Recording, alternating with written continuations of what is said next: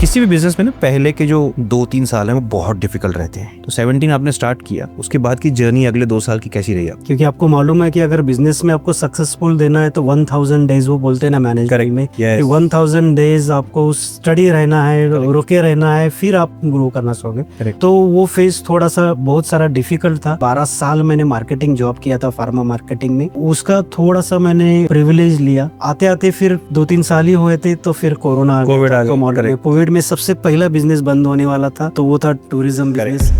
Travel agency itself बहुत बड़ा model है, उसमें आपने एक पर्टिकुलर वर्टिकल कौन सा पकड़ा? मेरा पहले से ही फोकस था इंटरनेशनल टूर्स में। ये जो नया बिजनेस, कुछ भी नया बिजनेस स्टार्ट करे वो लोग ये ध्यान रखे कि आपका किंग प्रोडक्ट क्या है, जो सेगमेंट में जा रहे हैं उसको ढूंढ लेना है। उसमें कंपटीशन भी बहुत ज्यादा रहता है, लेकिन उसमें बिजनेस मिलने के चांसेस इमीडिएट भी ज्यादा रहते हैं। तो वो सर्वाइव करने के लिए, इमीडिएट कुछ इनकम आने के लिए मैंने फोकस थाईलैंड पे रखा।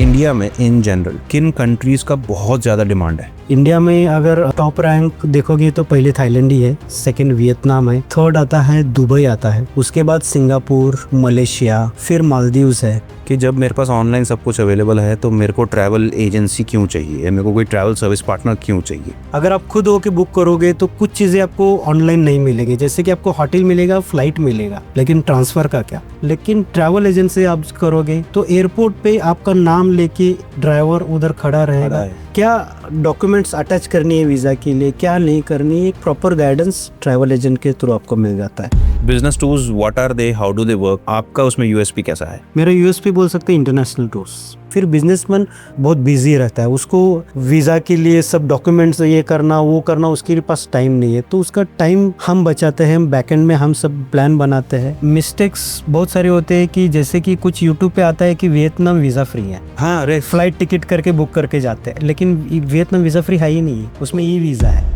हर कंट्री के अपने करेंसी रूल्स हैं। करेंसी में आप डील करते हैं फॉरेक्स में? यस, कुछ बैंक के थ्रू, जैसे कि मुथूट बैंक है, बैंक के थ्रू करेंसीज देते हैं जो सस्ते आते हैं। एजेंसी के पास जब बुक करते हो तो हम बोलते हैं कि थाईलैंड जाना है तो 20,000 बात मतलब 50,000 रुपीज पर फैमिली कैरी करना एक रूल है। सेम अभी जस्ट 6 महीने पहले ऐड हुआ है दुबई के लिए। दुबई के लिए मिनिमम आपके पास 40,000 रुपीज कैरी करना चाहिए पर पर्सन।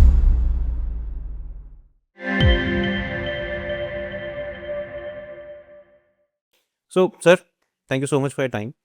Thank you sir. सबसे पहले तो स्टार्ट मैं करूंगा कि 2017 में आपने कंपनी स्टार्ट की थी। यस। तो उसके पहले आपकी जर्नी कैसी थी, और वो स्पार्क कहाँ से आया कि नहीं अभी मेरे को खुद का शुरू करना है? राइट। मैंने 2003 में ग्रेजुएशन किया, बीएससी किया, तो उसके बाद मैंने पार्ट टाइम एमबीए वगैरह भी किया। तो मुझे घूमने का पहले से शौक ही था, तो मैं फार्मा मार्केटिंग में जॉब करता था। ओके। कर्नाटक में, बेलगाम में। अच्छा। तो 6-7 साल वहाँ पे काम किया, फिर पुणे शिफ्ट हुआ। पुणे में भी बहुत जगह पे मैंने ट्रैवल किया, जॉब रिलेटेड ही फार्मा मार्केटिंग में। लेकिन फार्मा मार्केटिंग में क्या हो रहा था कि मुझे फैशन तो था ट्रैवल का, लेकिन सेम एरिया में ज़्यादा ट्रैवलिंग हो रहा था। मैं पूरा महाराष्ट्र भी कवर करने लग रहा था, गोवा भी करता था, लेकिन same same same same repetitions था। तो मैंने सोचा, और जॉब छोड़ के बिजनेस में आने का भी बहुत एक पीछे से एक थोड़ा सा एक प्लान चल रहा था। करेक्ट। तो मैंने सोचा अगर मेरा फैशन अगर ट्रैवल है तो मैं ट्रैवल बिजनेस ना क्यों स्टार्ट करूं। तो 2017 में मैंने ट्रैवल बिजनेस में मैंने शिफ्ट किया। नाइस। तो स्वाति वर्ल्ड टूर्स नाम कैसे रखा आपने? यस, ये मेरी वाइफ का नाम है स्वाति, ओके। तो उसके इसके नाम से मैंने नाम रख दिया है। नाइस। किसी भी बिजनेस में ना पहले के जो 2-3 साल हैं वो बहुत डिफिकल्ट रहते हैं। यस। तो 17 आपने स्टार्ट किया, उसके बाद की जर्नी अगले 2 साल की कैसी रही आपकी? पहले 2 साल तो बहुत टफ थे, क्योंकि आपको मालूम है कि अगर बिजनेस में आपको सक्सेसफुल देना है तो 1000 डेज वो बोलते हैं ना मैनेजमेंट में कि 1000 डेज आपको उस स्टडी रहना है, रुके रहना है, फिर आप ग्रो करना चाहोगे। करेक्ट। तो वो फेज थोड़ा सा बहुत सारा डिफिकल्ट था, लेकिन मुझे मार्केटिंग का बैकग्राउंड था। बहुत साल मैंने 12 साल मैंने मार्केटिंग जॉब किया था फार्मा मार्केटिंग में, तो उसका थोड़ा सा मैंने प्रिविलेज लिया, और वही मार्केटिंग ट्रिक सब यूज़ करके, मैंने ट्रिक्स यूज़ करके सर्वाइव कर लिया।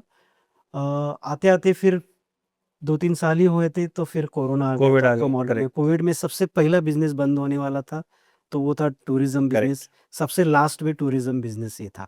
करेक्ट। उसमें बहुत सारा नुकसान भी हुआ, लेकिन हमने सर्वाइव कर लिया। कैसा था सर कोविड आपके लिए?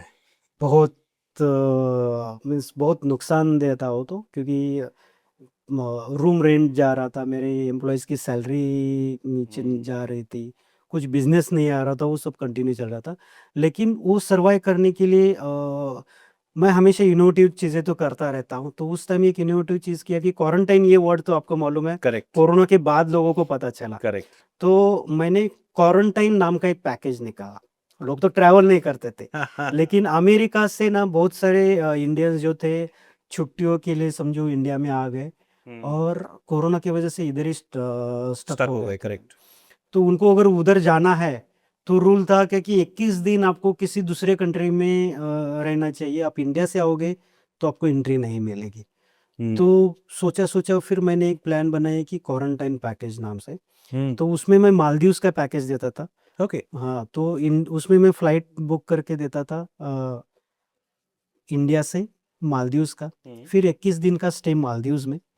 उसमें बहुत सारे क्वारंटाइन ये थे, होटल्स थे, ओके। और मालदीव्स में वो मालदीव्स में। और मालदीव्स तो आपको मालूम है, करेक्ट। हजारों आइलैंड्स है, एक आइलैंड में एक ही होटल है। तो पूरा आइलैंड आपका क्वारंटाइन ही हो गया। तो मीन्स आपको पूरा आइलैंड में भी घूम सकते हैं, 2 किलोमीटर का आइलैंड। करेक्ट 2 किलोमीटर आगे जाओगे तो समुद्र, पीछे 2 किलोमीटर पे समुद्र, पूरा घूमना फिरने वाला पूरा आइलैंड ही क्वारंटाइन वाला था वो। तो उसमें आरटीपीसीआर टेस्ट भी कराते थे हम, और Oh, फिर nice. 21 दिन रह के 21 दिनों के बाद मालदीव से अमेरिका का फ्लाइट टिकट, ये सब हम पैकेज बनाते थे। वो 3-3.5 लाख के करीब आता था। लेकिन जो अमेरिका में जॉब करते थे, उनका सैलरी ही महीने की 3.5 लाख, 4 लाख, 5 लाख रहती थी। तो उनके लिए 3.5 लाख रुपए बहुत ज़्यादा नहीं था, करेक्ट क्योंकि अगर 4-5 महीने अगर उधर इंडिया में ये गुजार ले तो उनका वो नुकसान ही था, 15-20 लाख का नुकसान ही था वो। करेक्ट। तो उससे अच्छा है ये क्वारंटाइन पैकेज ले लो, 21 दिन मालदीव्स में मस्त एंजॉय कर लो, बीच विला में एंजॉय कर लो, वाटर विलाज में एंजॉय कर लो, और फिर 21 दिनों के बाद अमेरिका ट्रैवल कर लो। तो वो मैंने एक पैकेज निकाला, उसने थोड़ा बहुत सर्वाइव करने के लिए मुझे वो हेल्प हो गया। नाइस। ये बहुत इनोवेटिव आइडिया था आपका। यस। सो स्वाति वर्ल्ड टूर आपने जब स्टार्ट किया, तब उसका फाउंडेशन क्या था कि मेरे कि आपने डिसाइड किया कि ओके मैं इस स्पेसिफिक डोमेन में अपनी एक्सपर्टीज बिल्ड करूंगा? ट्रैवल एजेंसी इटसेल्फ बहुत बड़ा मॉडल है, यस। उसमें आपने एक पर्टिकुलर वर्टिकल कौन सा पकड़ा, और ग्रेजुअली फिर जर्नी कवर करके इवॉल्व होके आप आज कहाँ पहुंचे? यस, तो मेरा पहले से ही फोकस था कि इंटरनेशनल टूर्स में। तो मैंने पहले ये स्टार्ट करने से पहले मैंने थाईलैंड ट्रैवल किया था। Okay yes. और अगर आप देखोगे इंडिया से जो फर्स्ट टाइम ट्रैवलर है इंटरनेशनल में, उसमें 90% ट्रैवलर से थाईलैंड के हैं। करेक्ट तो ये जो नया बिजनेस, कुछ भी नया बिजनेस स्टार्ट करे, वो लोग ये ध्यान रखे कि आपका किंग प्रोडक्ट क्या है, जो सेगमेंट में जा रहे हैं उसको ढूंढ लेना है। करेक्ट वो उसमें कंपटीशन भी बहुत ज़्यादा रहता है, करेक्ट 100%। लेकिन उसमें बिजनेस मिलने के चांसेस इमीडिएट भी ज़्यादा रहता है। तो वो सर्वाइव करने के लिए, इमीडिएट कुछ इनकम आने के लिए, मैंने फोकस थाईलैंड पे रखा। नाइस। मैं पहले ट्रैवल एजेंसी स्टार्ट करने से पहले एक बार थाईलैंड जाके भी आया, तो खुद का एक एक्सपीरियंस भी ले लिया था। तो थाईलैंड ड्रिवन पैकेजेस मैं प्रमोट करता था, और फिर उससे एक बेस बन गया। फिर बाकी के फिर दुबई, सिंगापुर, मलेशिया, ये सब कंट्रीज में ऐड करता चला गया। अभी थाईलैंड बहुत कम होता है, बाकी के कंट्रीज बहुत सारा करता हूँ। नाइस। चाइना भी, उसमें बिजनेस टूर्स भी मैं बहुत सारा करता हूँ। और अभी जो ट्रेंड है, हाईएस्ट जो इंडियंस अभी ट्रैवल करे वो वियतनाम है, तो वो भी मैं अभी ट्रैवल्स करा के देता था। A little off topic, but anyways. Particular reason, मतलब वियतनाम क्यों जा रहे इतने इंडियंस? यस। तो अभी क्या है, थाईलैंड तो आप सब लोगों ने देख चुका है, इतने सब्जी मंडी लोग बन गया कितने वो जाओगे, सब्जी मंडी जैसा हो गया। तो उनको सेकंड ऑप्शन चाहिए, second best option means second best pricing option कौन सा है? तो अभी वो आ रहा है, वियतनाम आ रहा है। तो पहले क्या था, फ्लाइट डायरेक्ट नहीं रहती थी वियतनाम के लिए, वो direct via Bangkok, via Singapore ऐसे रहती थी। जब आपकी फ्लाइट डायरेक्ट स्टार्ट होती है, तो वो प्राइसिंग एकदम से हाफ पे आ जाती। पहले वियतनाम टूर आपको 1.5 लाख तक जाता था, वाया सिंगापुर, वाया बैंकॉक जब जाते हैं तो। तो जब इंडिगो की, वियतनाम एयरलाइंस की जब डायरेक्ट फ्लाइट स्टार्ट हो गई, तो एकदम 70-60,000 80,000 के करीब ऑलमोस्ट हाफ प्राइस पे पैकेजेस आ गए। ओह! तो उसकी वजह से वियतनाम ज़्यादा फेमस हो गया है, और वियतनाम बहुत अच्छा सुंदर देश है, देखने जैसा देश है। एकदम निसर्गरम्य, उसको क्या हुँ, बोल सकते हैं हिंदी में, पूरा नेचर है वहाँ पे, नाइस। तो बहुत अच्छा है वो। तो उसकी वजह से वियतनाम सेकंड हाईएस्ट कंट्री। आपने ये बताया कि सेकंड बेस्ट डेस्टिनेशन लोगों को चाहिए होता है और वो थाईलैंड के बाद टिपिकली वियतनाम माना जाता है। ये तो हो गया साउथ ईस्ट एशिया। इंडिया में इन जनरल टिपिकली किन कंट्रीज़ का बहुत ज़्यादा डिमांड है? यस, इंडिया में अगर टॉप रैंक देखोगे तो पहले थाईलैंड ही है, सेकंड वियतनाम है, थर्ड आता है दुबई आता है, उसके बाद सिंगापुर, मलेशिया, फिर मालदीव्स है। ये सब साउथ एशियन कंट्रीज ज़्यादा है, उसमें दुबई एक गल्फ कंट्री से ज़्यादा जाते हैं लोग। तो ये ओवरऑल डिमांड इन कंट्रीज़ की इन ज़्यादा है। कंट्रीज़ की ज़्यादा है। यस। ठीक है। तो इसमें तो ग्रुप्स भी बहुत जाते हैं ना? यस, ग्रुप्स बहुत सारे जाते हैं, बहुत हुँ। सारे लोगों की ग्रुप टूर्स रहते हैं। लेकिन मेरा फोकस ग्रुप टूर के सिवाय प्राइवेट टूर्स में ज़्यादा है, कस्टमाइज़्ड टूर। कस्टमाइज़ टूर्स में ज़्यादा है। क्योंकि कस्टमाइज़ के एक अलग एडवांटेजेस है ग्रुप टूर के बजाय। जैसे मतलब सो लेट्स से आपका जो कस्टमाइज़्ड टूर का पैकेज रहता है, how is it different from the groups और एनीबॉडी एल्स? पहले लोगों का एक मिसकंसेप्शन है कि ग्रुप टूर बहुत सस्ता रहता है, प्राइवेट टूर महँगा रहता है। तो ये 10 साल पहले की बात थी। ओह! अभी ग्रुप टूर रहने दो, प्राइवेट टूर रहने दो, सेम प्राइसिंग में आता है। अच्छा। पे तो जो आदमी इस मिसकंसेप्शन बाहर आता है ना, हुँ। तो फिर वो प्राइवेट टूर करना स्टार्ट करता है, क्योंकि प्राइवेट टूर्स के एडवांटेजेस बहुत ज़्यादा है। जैसे कि मैं एग्जांपल देता हूँ, समझो एक कंपनी का ग्रुप टूर जा रहा है, 40-50 लोगों का ग्रुप टूर जा रहा है। समझो ये होटल है, इस होटल के नीचे बस खड़ी है 40-50 लोगों को लेके जाने के लिए, और 1 घंटे के ऊपर आपका साइट सीइंग है, उसके लिए लेके जाना है। आपको टाइम दिया है 9 बजे, बस में बैठना है और निकलना है करके। आपको इंडियन मेंटालिटी तो मालूम ही है। 9:30 पौने कुछ 10। लोग 9 बजे आएँगे, कुछ लोग साढ़े 9 बजे आएँगे, कुछ लोग 10 बजे आएँगे, जेनज़ीज़ तो साढ़े 10 बजे आ जाएँगे। करेक्ट। तो उसमें वो प्रॉब्लम रहता है कि आपका बस फ़िल होने में ही 1 डेढ़ घंटा जाता है जाते वक़्त, और आते वक़्त 1 डेढ़ घंटा, 3-4 घंटा आपका वेस्ट हो जाता है उसमें। प्राइवेट टूर में क्या होता है, आपके लिए, आपका समझो फैमिली है 4 लोगों की, हुँ, आपके लिए 4 लोगों के लिए एक कैब रहती है।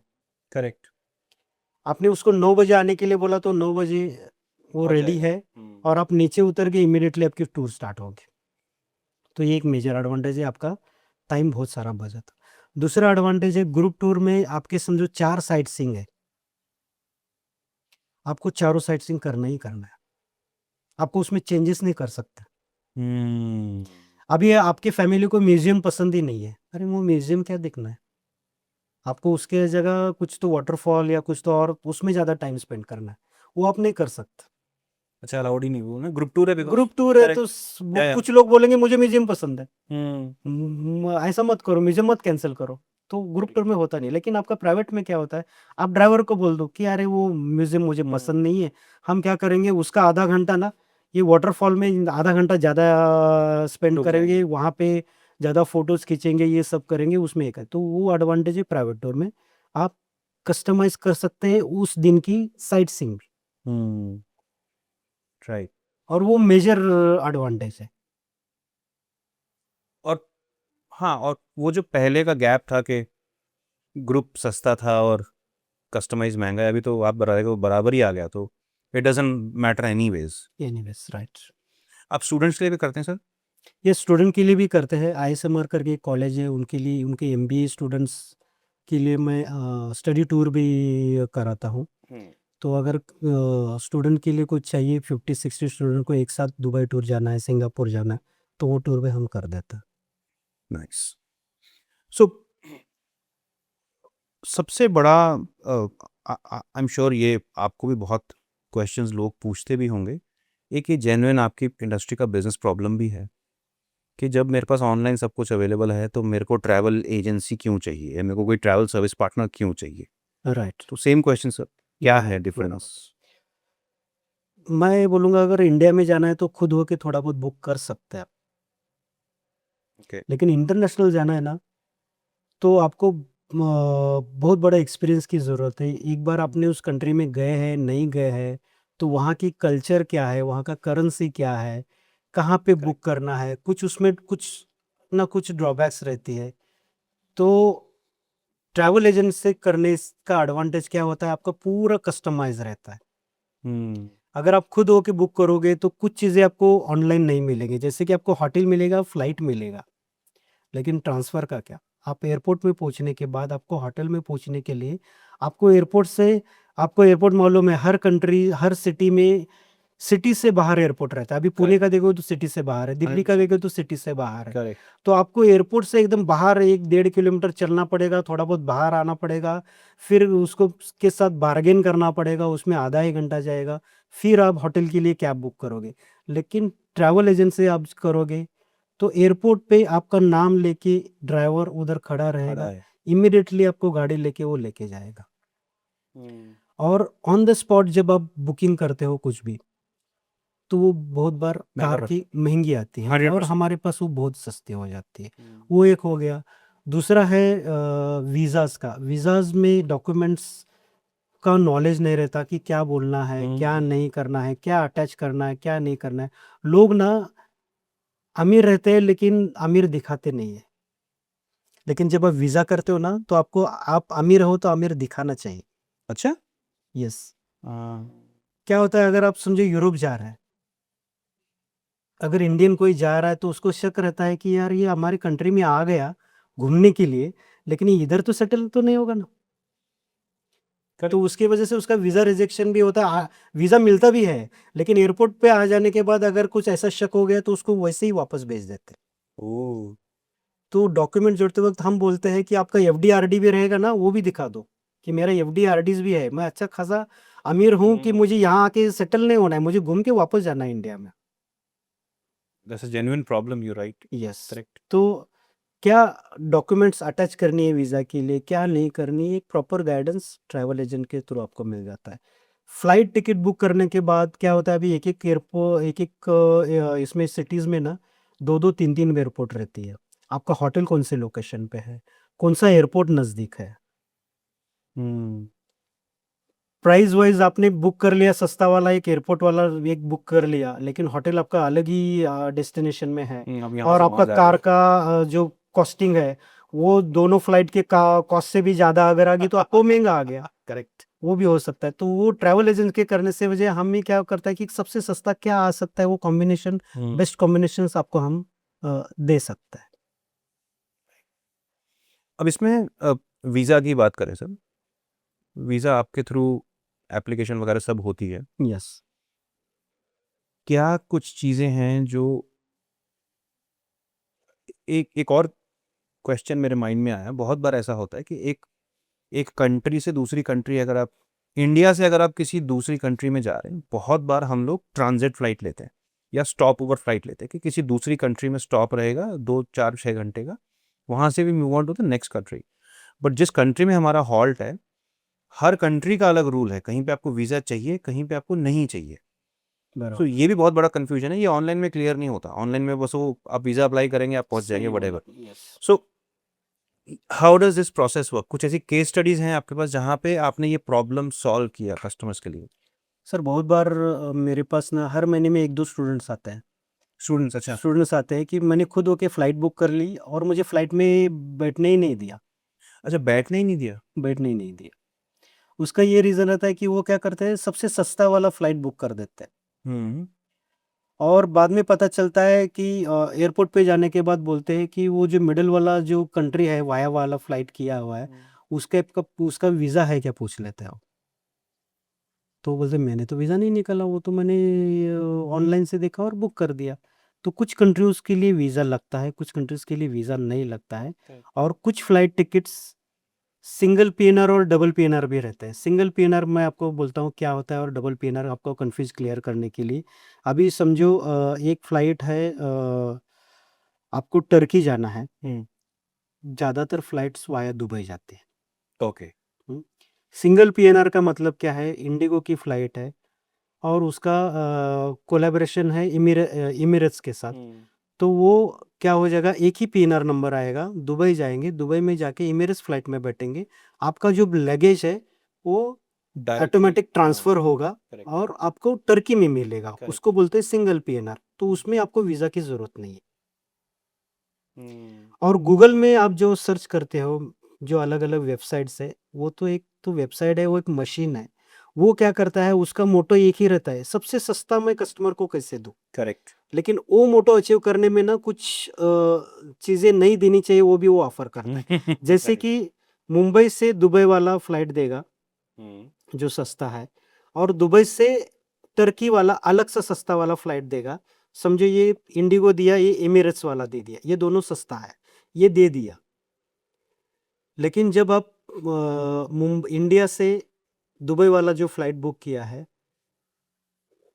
वो एयरलाइंस क्या सोचेगी कि ये दुबई घूमने जा रहा है। दुबई घूमने जा रहा है करेक्ट वो आपका बैगेज कहाँ पे रखेगी? दुबई में दुबई में डोमेस्टिक इसमें चेकआउट के यहाँ पे रखेगी। कहाँ पे?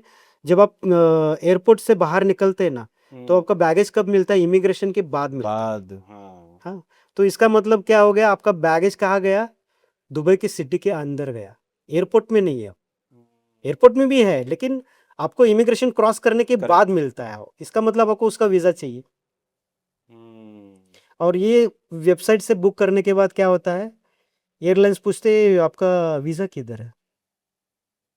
वो तो हमने बुक ही नहीं अप्लाई नहीं किया कि अप्लाई नहीं किया, आपको लगेगा कि डायरेक्ट आपको टर्की में मिलेगा ही करता है।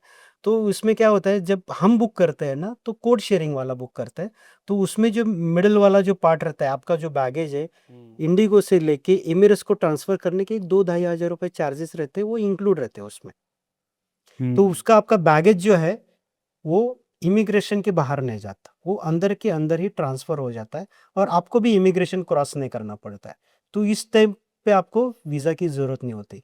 तो अभी मेरे पास ऐसे केसेस है, मुझसे बुक किया है 30,000 में फ़्लाइट, और दूसरे ने खुद बुक किया है 28,000 में। एक इंडिगो की और एमिरेट्स की सेम फ़्लाइट्स। मुझसे जो बुक किया है, उसको फ़्लाइट में बैठने दिया है, वो टर्की पहुँच भी गया। मेरा देख के उसके दोस्त ने बुक किया है ऑनलाइन, लेकिन उसको बैठने नहीं दिया, क्योंकि वीज़ा नहीं है क्योंकि वीज़ा नहीं है। हमारे इसमें भी वीज़ा नहीं है, लेकिन हमारा सिंगल पीएनआर सिंगल टिकट है, उसका डबल पीएनआर टिकट है। वो ऑनलाइन वाला जो वेबसाइट है, उसने क्या किया है, सस्ता वाला 2 उठा के एक साथ बना दिया है, और नीचे कॉर्नर में लिखा रहता है ट्रांजिट वीज़ा में रिक्वायर्ड। वो कुछ कोई नहीं देखता वो। हाँ हम वो नहीं पढ़ते वो एकदम कोई नहीं पढ़ता वो। करेक्ट और फिर वो बोलता है कि वो झगड़ता है एयरलाइन से कि ये भी सेम फ्लाइट में बैठ रहे हैं, मैं भी सेम फ्लाइट में बैठ रहा हूँ, करेक्ट फिर मुझे क्यों नहीं बैठने दे रहे हैं? तो वो बोलते हैं कि इनका सिंगल पीएनआर टिकट है, बीच वाला जो ट्रांजिट वाला है, उसका उन्होंने फीस पे किया हुआ है। आपका दोनों का अलग-अलग पीएनआर टिकट है। तो करेक्ट बहुत होता है, हर महीने में 1 या 2 स्टूडेंट मेरे पास आते हैं। स्टूडेंट्स लोगों का 1 लाख से 2-2 लाख रुपए का, जो यूजुअली कनाडा जाते हैं, स्टडी यूके जाते हैं, उनका बहुत सारा नुकसान। नुकसान होता है करेक्ट तो ये अवेयरनेस क्यों नहीं है कंज्यूमर्स में मतलब इतना टेक्नोलॉजी होने के बाद भी लोग ये बेसिक चीज़ें क्यों नहीं ध्यान में देते क्या लगता है आपको आपको तो आप तो इतने लोगों से बात करते हो लोगों का कहना, सस्ते के इसमें ना वो ध्यान भी नहीं देते। उनको क्या लगता है कि इसका हो गया तो मेरा भी हो सकता है। तो वो जो ग्लिच है कि वो सस्ते देने के इसमें वो सिंगल पीएनआर है, डबल पीएनआर है, ये नॉलेज ही नहीं लोगों को। तो मैं ज़्यादातर लोगों को ये नॉलेज भी अभी देना स्टार्ट कर रहा हूँ। तो ये अवेयरनेस क्रिएट जरूरी है हाँ, ट्रैवल एजेंट्स की भी है, लोगों की करेक्ट भी है, एयरलाइंस की भी है। वो थोड़ा सा छोटे लाइन में लिखते हैं, वो थोड़ा सा बड़े लाइन में भी लिखना चाहिए, लेकिन उनको पैसा बनाना है तो वो छोटे लाइन में ही लिखेंगे। करेक्ट तो वो अवेयरनेस थोड़ा कम ही है एक्चुअली मार्केट में, राइट। सब एक आपका कोर एरिया है कि आप बिजनेस टूर्स बहुत ज़्यादा करते हैं मतलब सो उसके बारे में थोड़ा सा touch upon on that vertical of your business yes के business tours what are they how do they work and आपका उसमें यूएसपी कैसा है यस। बिजनेस टूर्स में हम चाइना का कैंटन टूर तो करते ही है उसमें, लेकिन हम ग्रुप करते हैं क्योंकि वो प्राइसिंग में थोड़ा सा सस्ता आता है, उसमें अलग एडवांटेजेस है। हम इंडियन मील्स देते हैं, वो एडवांटेज है। हम बिजनेस टूर में जर्मनी का भी करते हैं, ओह बहुत सारे कंट्रीज़ का करते हैं, दुबई का होते हैं, फूड फेस्टिवल होता है दुबई में, सिंगापुर में अलग-अलग एक्सपोज़ होते हैं, तो अलग-अलग एक्सपो के लिए हम बिज़नेस टूर कराते हैं। उसमें फिर फ्लाइट टिकट आ गया, वीज़ा आ गया, फिर बिज़नेसमैन बहुत बिज़ी रहता है, उसको वो सब चीज़ें वीज़ा के लिए सब डॉक्यूमेंट्स ये करना, वो करना, उसके पास टाइम नहीं है, तो उसका टाइम हम बचाते हैं, बैकएंड में हम सब प्लान बनाते हैं और सब उसका प्रोसेस कर देते हैं, तो बिज़नेस टूर ट्रैवल एजेंट से करना बहुत बेहतरीन रहता है। तो so as a travel company आपका फोकस कहाँ पे, डोमेस्टिक में या इंटरनेशनल में ज़्यादा है, या रादर आपका यूएसपी क्या है? मेरा यूएसपी बोल सकते हैं international tours. Okay. Yes, domestic tour से ज़्यादा हम्म, इंटरनेशनल टूर्स। कई-कई बार ना मेरे पास जब आते हैं ना डोमेस्टिक टूर करने के लिए, तो बोलता अरे ये ईज़ी है, ये काम ये फ्लाइट टिकट खुद बुक कर ले या फ्लाइट टिकट सिर्फ मुझसे ले ले, बाकी होटल वगैरह ये सब खुद कर ले, क्योंकि कुछ चीज़ें के लिए ट्रैवल एजेंट किसके लिए चाहिए? एक्सपर्टी के लिए चाहिए। अगर Correct. कुछ चीज़ें अगर ईज़ी है, आपको महाबलेश्वर जाना है पुणे से, हम्म, तो ट्रैवल एजेंट की क्या ज़रूरत है? आप खुद होके बुक कर लो। गोवा जाना है तो सिर्फ होटल मुझसे ले लो, सिर्फ फ्लाइट मुझसे ले लो और बाकी खुद कर लो। एक्सपर्टी की ज़रूरत है इंटरनेशनल टूर्स में, क्योंकि उसमें बहुत सारे मिस्टेक्स होते हैं। वीज़ा में मिस्टेक्स होते हैं, होटल बुकिंग में मिस्टेक होती है, फ्लाइट टिकट्स में मिस्टेक्स होती है। बहुत सारे लोगों की मिस्टेक्स होती है। कुछ चीज़ें मिलती नहीं है, जैसे कि जो ट्रांसफ़र चीज़ेज़ है होटल से एयरपोर्ट, एयरपोर्ट से होटल या साइट सीइंग के लिए जो ट्रांसफ़र होते हैं, ये सब मिलती नहीं है, तो इसमें एक एक्सपर्ट की ज़रूरत होती है। तो इसीलिए मेरा फ़ोकस इंटरनेशनल टूर्स में जाता है। राइट। तो इंटरनेशनल जब लोग ट्रैवल करते हैं, बहुत सारी मिस्टेक्स, हम लोग इंडियंस हैं तो हम बहुत गड़बड़ करते चलती है हैं। तकरीबन यस, हम लोग। Yes. So what are some mistakes that people do, commonly do international में? मिस्टेक्स बहुत सारे होते हैं, कि जैसे कि कुछ यूट्यूब पे आता है कि वियतनाम वीज़ा फ्री है। हाँ, अरे फ्लाइट टिकट करके बुक करके जाते हैं, लेकिन वियतनाम वीज़ा फ्री है ही नहीं है, उसमें ई वीज़ा है। तो यूट्यूब पे ज़्यादा बिलीव नहीं करना है। गूगल पे भी बहुत बार बोलता है कि वो वीज़ा फ्री नहीं है। वो सोच रहे हैं, कभी-कभी क्या होता है कि कुछ कंट्री ना प्लान कर रही है कि मैं क प्लान कर रहे हैं कि वीज़ा फ्री कर रहा हूँ, वीज़ा फ्री करूँ, वीज़ा फ्री करूँ। तो वो एक न्यूज़ बन जाती है कि ये वीज़ा फ्री बन गया और लोग चले जाते हैं। ये सबसे बड़ा मिस्टेक होता है। दूसरा मिस्टेक्स होते हैं होटल बुकिंग्स। अभी साइट सीइंग आपके है अलग एरिया में, आपने होटल बुकिंग कर लिया है अलग ही एरिया में। उसका आने-जाने का खर्चा, हर बार आपको जो ट्रांसपोर्ट का खर्चा करना पड़ेगा, वो अलग सा हो जाता है। तो करेक्ट। सही लोकेशन पे होटल बुक करना वो भी बहुत इम्पोर्टेंट रहता है। फ्लाइट टिकट में अगर आप देखोगे तो टाइमिंग्स है। अगर इंटरनेशनल में आप देखोगे, अब इंडिया में तो 12 बजे का चेक इन है, इंटरनेशनल में दोपहर को 2 बजे का चेक इन है, कुछ कंट्रीज़ में 3 बजे का चेक इन है। अगर आप सुबह 6 बजे जाओगे, तो दोपहर के 2 बजे तक आप करोगे क्या? होटल जाके फिर आपको चेक इन तो नहीं मिलेगा। करेक्ट। तो फ्लाइट भी खुद किस टाइमिंग की बुक करनी चाहिए, दोपहर पहुँचने वाली बुक करनी चाहिए, ये सब गाइडेंस हमसे मिल जाता है। ये खुद बहुत से लोग मिस्टेक्स कर जाते हैं फ्लाइट टिकट में भी। होटल में भी मिस्टेक्स होते हैं, एरिया वाइज़ जो मैंने अभी बोला वो होता है। वीज़ा में भी बहुत सारे मिस्टेक्स होते हैं। साइट सीइंग में देखोगे ना, लोगों को क्या लगता है कि अभी एक साइट सीइंग दिख रहा है कि एक एग्जांपल देता हूँ मैं, अल्काज़र शो करके एक है थाईलैंड में। एक डांस शो है, अच्छा शो है, तो उसका टिकट बुक कर लेता है, ऑनलाइन बुक कर लेता है। तो शाम हो गई और क्या होता है, अभी मैं एक एग्जांपल देता हूँ। मेरा मेरा एक राजेश करके दोस्त था, उसको मैंने थाईलैंड टूर दे दी। मेरी पूरी आइटनरी उसके दोस्त ने कॉपी कर ली। मैंने 55,000 में दी थी। उसने सभी आइटम, सभी itinerary, same flight, same hotel, same sight seeing online book कर ली 50,000, 5,000 रुपये कम। दोनों सेम फ्लाइट में बैठ गए। सेम फ्लाइट में बैठने के बाद दोनों बैंकॉक एयरपोर्ट में पहुंच गए। बैंकॉक एयरपोर्ट पहुंचने के बाद मेरे Swati world tours welcomes mister Rajesh करके बोर्ड करके एक लेडी खड़ी थी, जो ड्राइवर के पास लेके जाने थे वो खड़े थे। वो दूसरे दोस्त के लिए खड़ी नहीं थी गाड़ी। अरे उसको याद है, अरे ये ट्रांसफर तो मैंने देखा ही नहीं, ये भी तो बुक करना चाहिए था। करेक्ट। तो उसका 4,000 रुपये एडिशनल लगा फिर आई देवा, उसी टाइम उसी सिर्फ एक time, one side transit. One side transit का। तो आने उसको याद है, अरे आते वक्त भी मुझे बुक करना पड़ेगा। करेक्ट। ये हो गया। फिर वो उसने पैसा खर्चा किया, बुक कर लिया, तो उसकी बीवी उसको चिल्लाना चालू हो गई, उसका झगड़ा चालू हो गया, देखो उनके पास ही करना था, अच्छा था, ये था। वो पहुंच गया होटल में। अभी देख बाकी का तो सब मैंने बुक किया है, सेम होटल है, सब सब सेम है, 5,000 कम है, 4,000 ऐड किया, फिर भी मैं 1,000 1,000 रुपए फायदे फायदे में ही हूँ। में करेक्ट फिर बाद में शाम को अल्काज़र शो आ गया, उसके लिए जाना था। फिर मैंने वो हमारा एक ग्रुप बनता है व्हाट्सएप पे, जो प्राइवेट टूर रहता है, तो उसमें मैं रहता हूँ, मेरे स्टाफ्स रहते हैं और उस लोकल कंट्री के स्टाफ मैनेजमेंट टीम पूरी रहती। ओके और ये जो हमारा जो गेस्ट है, जो पैसेंजर जा रहे हैं, वो भी सब उस व्हाट्सएप ग्रुप में रहते हैं। तो वो हमने उसमें मैसेज डाला, हमारे थाईलैंड वाला ग्रुप वाले ने, कि शाम को 6 बजे हमारा ड्राइवर आपको पिकअप करने के लिए होटल पे आ रहा है। फिर दूसरा इसने बोल दिया कि राजेश ने उसके दोस्त को बोल दिया कि मेरा तो 6 बजे गाड़ी आ रहा है, तेरा क्या सीन है? तो उसने चेक किया अल्काज़र शो वाला, फिर उसने ऑनलाइन बुक किया था, फिर वो उसने इंडिया से बुक किया था, फिर यहाँ से कैसे कॉल करो, ये करो, तो कैसे भी करके उसने कॉल लगा दिया। तो उन्होंने बोला टिकट तो बुक है, लेकिन ट्रांसफ़र कहाँ बुक है? ये तो सिर्फ टिकट था, उसमें ट्रांसफ़र थोड़ी इंक्लूड था। करेक्ट जाओगे अगर कैसे मूवी के लिए आप किसी जा रहे हैं तो आप मूवी टिकट लेते हो, उस वहाँ थिएटर तक जाना तो जाने के खुद है लिए जो है वो करेक्ट खुद ही जाना है ना। करेक्ट तो लेकिन हम एज ए एजेंसी हम क्या करते हैं, आपको एंड टू एंड सर्विस देते हैं, तो उसमें हमारा ट्रांसफ़र का भी पैसा था, तो उसको अलग से 2,000 रुपये देना पड़ा सिर्फ जाने का। तो फिर वापस आते वक्त वो 2,000, फिर उसकी वाइफ की किरकिरी चालू हो गई। पैकेज तो सेम है, करेक्ट ये एंजॉय राजेश एंजॉय कर रहा है, उसका दोस्त एंजॉय नहीं कर रहा। ये हर रोज़ रिपीट हो रहा था। अगले दिन कोरो आइलैंड, उसके अगले दिन और एक शो था, तो वो उसको 65-70,000 के ऊपर प्राइसिंग आ गए। तो ये गलतियाँ होती है, क्योंकि साइट सीइंग आपको मिलते हैं, उसकी टिकट्स मिलते हैं, उसके ट्रांसफर्स नहीं मिलते करेक्ट ऑनलाइन पे। सर एक और बहुत बड़ी जो एम्बिग्विटी कहूँगा मैं, एम्बिग्विटी होती है फॉरेक्स के टाइम पे।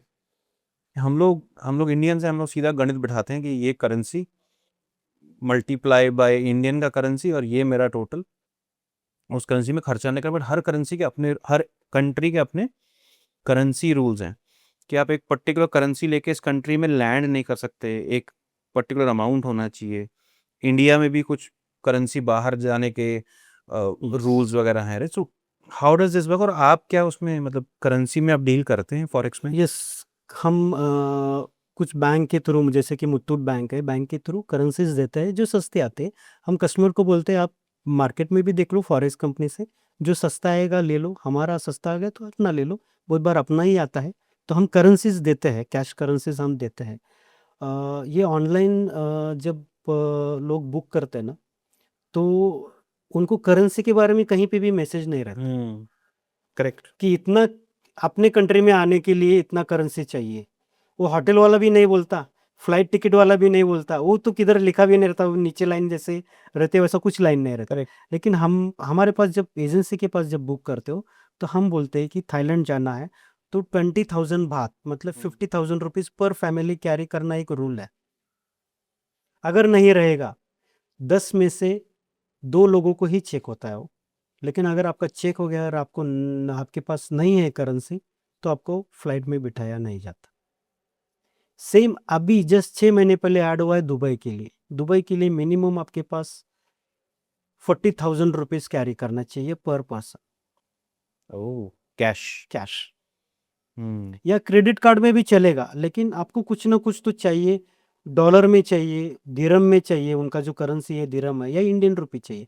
लेकिन 40,000 के ऊपर आपके पास चाहिए कैश दिखाने के लिए।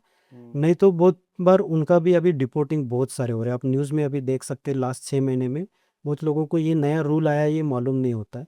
तो ऑनलाइन में ये गड़बड़ हो जाती है कि आपको नया रूल क्या आ गया वो मालूम नहीं होता। करेक्ट हमें नोटिफिकेशंस आती है एम्बेसी से, तो हमें पता चलता है, तो हम इमीडिएटली इन्फॉर्म कर सकते हैं कि आपको ये नया रूल आया, तो 40,000 रुपीज़ भी आपको कैरी करना पड़ेगा। करेक्ट तो एक एडवांटेज है हमारे यहाँ पे। Awesome great sir. सो छोटी सी conversation but got to know lot about you. अभी जो जो टॉपिक्स हमने कवर किए उन पे एक डिटेल्ड डिस्कशन हम लोग अगले वीडियोस में करेंगे। But thank you so much for today and this was a great conversation. मिलते हैं next. Thank you sir. Yes, thank you.